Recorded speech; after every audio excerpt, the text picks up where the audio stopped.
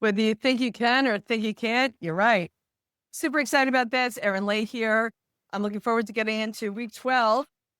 So excited. All right. So we're going to get right into this. It's called the power of environment, setting yourself up for success. Okay. And as you guys know, I've been a life coach and business strategist for over 30 years, coaching people around the world, personally and professionally on their businesses, their careers.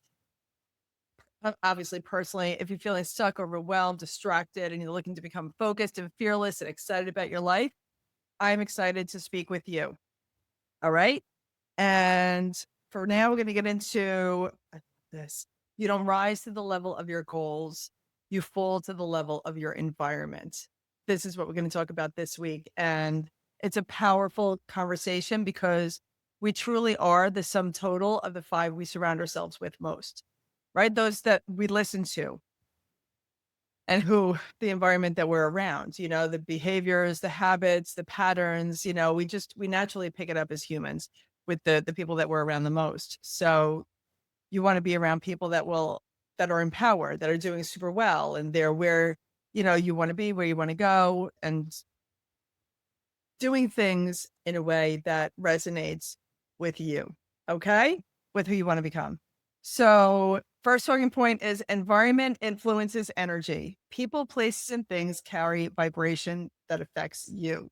So that's the unified field, right? We all are vibrating at different frequencies and we're putting out the frequency into the field. And the people, places, and things that resonate with it most are the ones that we attract to us because like attracts like, right? So like attracts like. And if we are resonating at a low vibe of like gossiping and judging and commiserating, we're going to attract the people that love to gossip and judge and commiserate, right? I told the story from stage. I was doing an event at my Life on Track. My whole brand is Life on Track, personally and professionally. And I was doing an event here on Long Island at the Westbury Manor to empower female entrepreneurs and to celebrate the men who support us because I love men, So it's not just about the women, it's about the men who support us as well. And I told a story on stage about how if you want to have a really good party, then you put all the people that are low vibe in one area, right? That they love to gossip and they love to judge and all that kind of low vibe stuff in one area. And you put the high vibe people, the love, joy, peace, the people that want to empower other people or just support other people, whatever it is, but they're coming from a place of love. You will have the most amazing party because everybody will leave that party going, that was fantastic. That was a great party because everybody was resonating with the people around them, right? But do you really want to be in the corner with the people that are judging and gossiping and commiserating about how life is awful, and how the people around them, the neighbors and whatever are awful? Or do you want to be in the crowd that's talking about how they love life, how they're thriving? The other people are just surviving and basically living in suffering. And then you have the group who's living in love and service and just doing amazing, right? So it's up to us to choose who is it that you want to be. And then that will define who you want to surround yourself with. And that's what we're going to talk about this week. And that's why it's so powerful. Okay. Again, environment influences energy, people, place, and things all carry vibrations that affect you. A cluttered environment creates a cluttered mind, right? So I'm sure you've heard a cluttered room means a cluttered mind. And so you want to clean up your room. You want to clean up your mind. Would you allow a garbage truck to back up to your front door and dump all the garbage into your living room?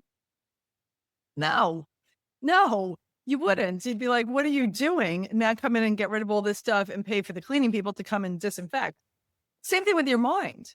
Why would you open up your mind and allow all the garbage to come in? It's the same concept. So you want to clean the environment, declutter that environment. And a high vibration space makes it easier to stay inspired and empowered. So when you're in a high vibration space, you want to surround yourself with high vibration people because we are the sum total of the five we surround ourselves with. It's very, very, very important. And take note of who you're around, the groups that you're in, and check out your results. What is it at the end of the day? What are your results regarding health and wealth, relationships, your spirituality? All right, that's the first talking point. Talking point number 2 is relationships as part of your environment. The people around you either drain or fuel your energy. And you know what that feels like. You know when you walk into a room and somebody is just draining you. Yeah, and you're trying not to be rude, but going back to last week when we talked about boundaries, for yourself, you have to create those boundaries with you that you're not going to stay in that terrain because that's suffering and you want to get out of that. And you can politely excuse yourself and go to the restroom or just leave, right? Okay, so that's self-explanatory. Negative environments breed small thinking and fear. Negative environments breed small thinking and fear. So this is really like a survival mentality versus a thriving mentality. And a survival mentality is it's a self-image that's small. It's a self-image that's caged, right? Like it's not open. It's a closed mindset. It's not a growth mindset. And when you're in those negative environments, it just keeps you stuck. And you don't have to stay stuck. There's a key to the cage, and you have the key to unlock that cage and just fly, and start beginning to thrive in this life. Because this life can be a living hell, or it could be heaven on earth based on what you're thinking and what you're speaking, how you're acting, and the people you're surrounding yourselves with. Right? And it's all by choice, the life that you're designing for yourself. Again, what kind of, I don't want to use garbage, but like the garbage truck pulling up and dumping the garbage into your mind, using that analogy again. You don't have to allow that. You can excuse yourself. You can just leave that environment, change environments. And it's just literally by a choice. And again, it's something you need to be committed to as opposed to just interested in doing it in order for that to stick, for you to create that as a new pattern, and a new habit, as opposed to just something that you're interested in and it lasts for a day or two. And then you're back to the same people, place, and things again. So you want to develop that muscle. You want to really create the patterns and the habits where you're surrounded by amazing people that will not only tell you, what you want to hear, but will tell you when you go to them for counsel and you're asking for it, they'll tell you what you need to hear, and sometimes it's called the unfortunate truth, based on what somebody else shares, but it gives you something to work with that you can't see. Because if we don't have an environment that's positive, that tells us things that we need to work on, it's like trying to look at the back of our head. We can see what's there, right? But other people can see it, people that we care about, that we trust, and you can invite them to help with your counsel. So that is that one. And then the last bullet point for the second talking point is supportive communities pull you higher effortlessly. And so you want to join, and there's tons of different communities that you can join to help lift you up to where you want to go. We have one with Life on Track. There's tons of communities that you can join to help you get to that next level of where you want to go in your life in many different ways. Right. So, all right. The third talking point is how to design a success environment. So the first bullet point for that is audit your space, remove what no longer serves you. Okay. So in auditing your space, when I was going through the divorce, I did what I called the Marie Kondo in my house. I literally took an audit of my house of what stays and what needs to go, because the energy tied to a lot of the things in the house had negative energy. So I had to do an audit of what stays. And Marie Kondo, it was a great book, The Magic Art of Tidying. And she'd say, hold up the item and say, does this bring me joy? And if the answer is yes, then you keep it. If the answer is no, you toss it. So I was dragging black garbage bags out to the curb when my neighbors were probably like at 1 a.m, just purging and purging all the negative stuff, the negative energy tied to those things I didn't need. Excuse me. Second bullet point is create daily cues that pull you toward your vision, like a vision board or affirmations. I have a vision board. I put things, I look at it. I have the affirmations. I am, I do. So they're empowering and they're very good for reaffirming what it is that you want. When you look at the vision board, your subconscious goes, that's still important to Erin, or that's still important to you, right? Whatever it is that you want to put on your vision board. And your subconscious, the job of the subconscious is to bridge the gap from where you are to where you want to be. So that's that one. And seek mentors, coaches, or groups that normalize success. If you're around people that are like, oh, you can't do that, like Steve Harvey's sixth grade teacher. Steve Harvey tells a story about a sixth grade teacher who had the class write down, what do you want to be when you grow up? Sixth grade, right? You're a kid, the whole world is new. So he wrote down he wanted to be on TV. And the rest of the class wrote down, I want to be a teacher, I want to be an electrician, I want to be a doctor, I want to be a dentist, I want to be a plumber, like all these different things, an architect. He wrote that down. So the teacher had everybody stand up and say what they wanted it to be. She called him to the front of the room and she said, and he thought, ooh, I wrote something special. I wrote something different, and he thought this was going to be his moment of like, I'm so proud of you. And she humiliated him in front of the class and said, who do you think you are to be this? Excuse me. Who do you think you are?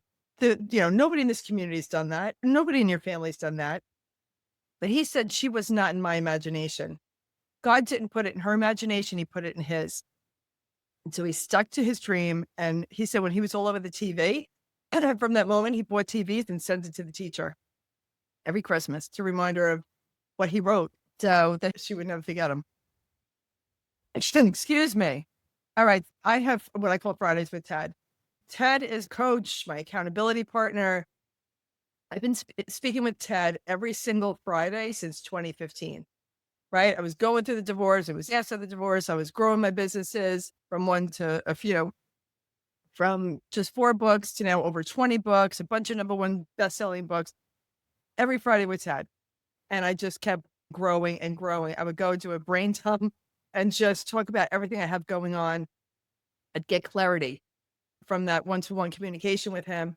And then I'd go home and I'd have like the bandwidth to be able to go in and do what I needed to do next to grow even more. And there's so much power in that. Two minds come together, it creates a third mind. And that's what's called a mastermind. You don't need 5, 10 people in a mastermind, but the more minds you put together, the bigger, your ideas come and everything else. But 2 minds together, creating that third mind, that third brain, powerful. Again, when we do it on our own, it's like trying to look at the back of our head. We can't see what's there. But when you sit down, and especially one-to-one, my favorite things is like my coaching one-to-one.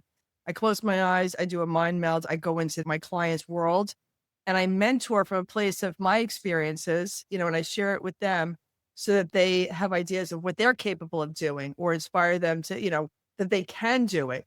But that one-to-one, that mind meld, and watching somebody grow in the most extraordinary ways and accomplishing the goals and the dreams and the aspirations and celebrating. Oh, it's for me, that's what lights me up. That's my thing. And everybody has their thing. And that's mine. I absolutely love doing it. It's a blessing. Okay, so that is that. And I had someone who shifted peer groups and they doubled their business in a year just from shifting their peer groups. So, like there's a lot of power in being aware of what your environment is all about. Okay. And auditing it. So my exercise for you for this week is do an environment audit. Ask, does this space, person, thing align with my vision? Does this space, person, or thing align with my vision? Right? You should know, write it all down. Write it down. I don't care if it's 30 pages later. Write it all down and then put a yes or a no or a check or an X next to it. And just do that environmental audit. And at the end of it, I promise you, when you actually become aware and start to remove, it doesn't have to be overnight. It can be slowly. There's no pressure. But when you start to remove the things that are no longer serving you, your whole world opens up. Your whole life opens up. And it opens up room for the people, places, and things that will serve you, that will move your needle, that will grow you, as opposed to being all cluttered with all of these things that don't serve you. All right. So that's your exercise. Do an environmental audit. Does this space, person, or thing align with my vision? And like this audio, if you liked it, hit the like button, subscribe. I would love for you to share these videos with your friends, with your family, with anybody that you feel could benefit from these. Again, it's just about me helping you live your best life, getting clear on what your vision is and getting rid of the David, just chipping away at all the stuff that's blocking him in there in the marble, chipping away all that stuff, which is the self-limiting beliefs and the self-doubt and the fear and all that kind of stuff, and allowing your best life, your best version of you to emerge. And that's what I want for you and for everybody that you share this with, to live their best lives. Okay? To live your best life. All right, that's it. And then you can always, as always, schedule a call with me at scheduleerin.com. Or if you want to get right into it, the lifeontrackcourse.com is where you can go and start today with regards to all of this and starting to create that vision for your life, that North Star, so you can live your best life. All right. Have a great day. Have a great week. And always remember to live onward and upward.